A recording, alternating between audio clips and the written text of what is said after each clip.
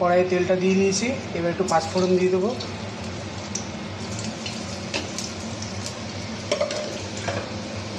আর ফোড়নটা রেডি হলে এই আমড়াটা কেটে রাখা আছে এগুলো দিয়ে দেবো।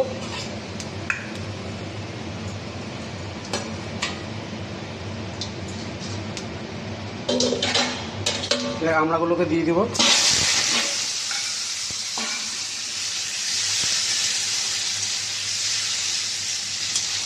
আমড়াগুলোকে তো ভালো করে কষে দেবো।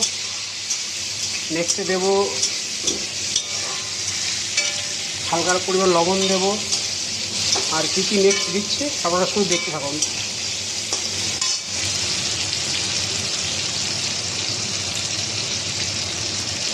পরিমাণ মতন লবণ,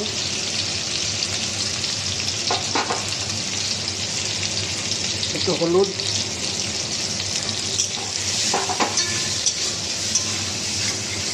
তো আমড়াগুলো একটু ভালো করে ভেজে দেবো।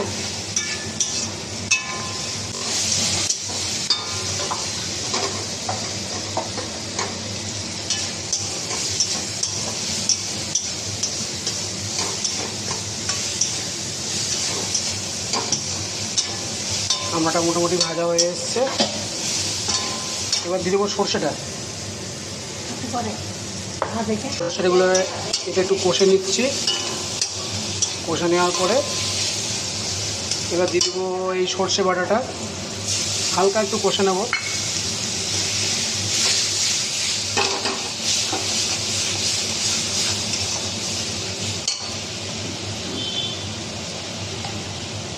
এই সর্ষে বাটা বাটির মধ্যে একটু লেগেছিলো, সেটাকে একটু জল দিয়ে দিলাম, একটু কষে নিই।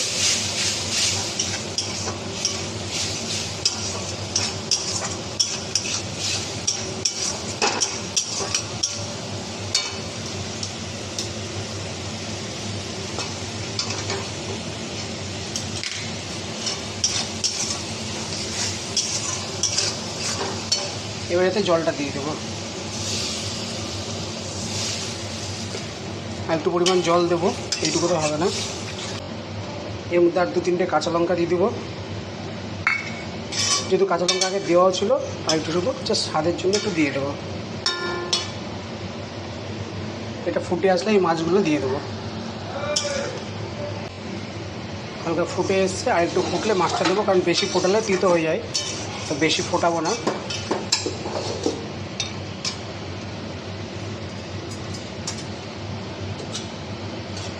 আমার কাছে যেহেতু সাদা সর্ষেটা ছিল না, তাই কালোটা দিয়েছি। তাহলে সেই যদি থাকলে আপনারা সাদা সর্ষেটা বেশি দেবেন, কালোটা কম দেবেন, কারণ সর্ষের একটা স্বাদ থাকে, কালোতে ফ্লেভারটা আলাদা থাকে, আর তিতোটা বেশি থাকে কালোতে, তার জন্য সাদাটা বেশি ব্যবহার করা হয়। তো আমার ঝোলটা ফুটে এসছে, আমি এবার মাছটা দিয়ে দেবো। কিছুক্ষণের জন্য ফুটতে ঢেকে রেখে দেবো। ঢাকনা ফুটে গেলে ঢাকনা খুলে একটু ধনেপাতা ছিটিয়ে নামিয়ে নেবো। এটাকে ঢেকে দিলাম। এবার এটা হয়ে গেছে, নামিয়ে নেব।